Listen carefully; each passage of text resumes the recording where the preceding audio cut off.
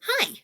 So I'm going to try to get it so I can have me in this little window and the book that I want to read to you in a big window.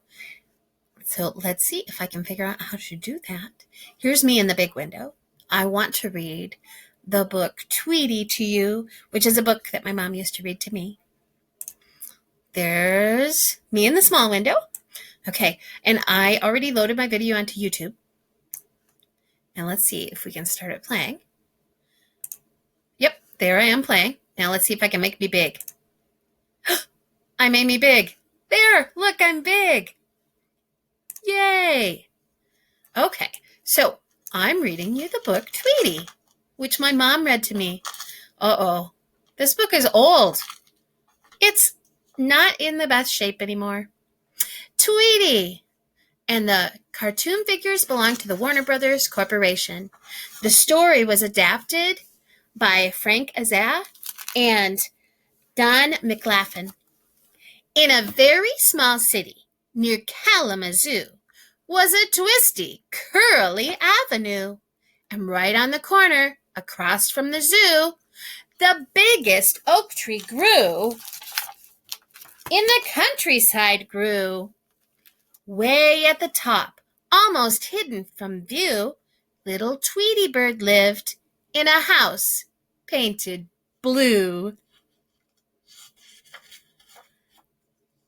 He was not alone in this tree, it is true, because 10 happy robins were living there too. And right next to them was a bright cockatoo, 5 sparrows, 3 larks, and an owl who asked, "Who?" Also 6 saucy wrens, a small pigeon named Sue, and a crow that had just moved over from Kalamazoo. Whenever it rained and whenever winds blew, it would throw all the birds in a terrible stew.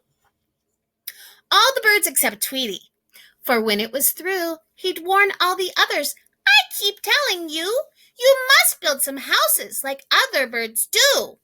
But the robins and sparrows and other birds too all laughed at poor Tweety, for they never knew what was going on over in Kalamazoo.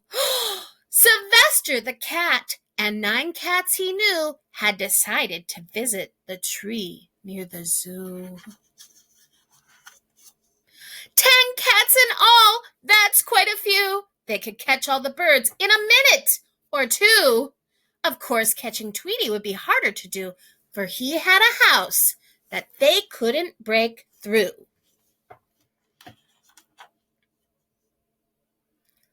But back in his little house, Tweety drew the curtain aside to look at the view, and he saw the 10 cats on the avenue.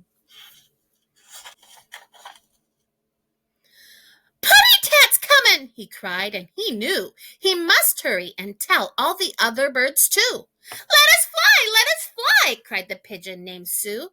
"Just a minute," said Tweety, "there's still hope for you. If we had a dog, he'd know what to do.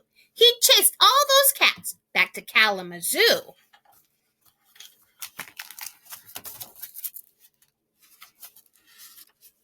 "But we haven't a dog," said the bright cockatoo. "I can get one," said Tweety, and with that he flew around the first corner and right past the zoo, straight to the house of a bulldog named Lou. Since dogs don't like cats, Tweety just knew this bulldog would do what he wanted him to. Tweety told him his problem, explained what to do. Then they both hurried back to the tree by the zoo. They hid by the tree trunk, and they kept out of view. And when the cats came, in a minute or two, they jumped out of hiding, and they both shouted, "Boo!" When the cats looked and saw the big bulldog called Lou, they all ran so fast that they practically flew. And how Tweety laughed as he waved to a two. "Bye-bye, little putties. Bye-bye. Toodly-loo." From then, things changed fast as so often they do. in the biggest oak tree right across from the zoo. For the 10 happy robins, the bright cockatoo, the sparrows, the larks, and the owl who says, "Who?" The wrens and the crow and the pigeon named Sue all built new houses and painted them blue.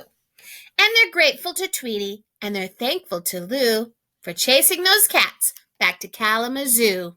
The end.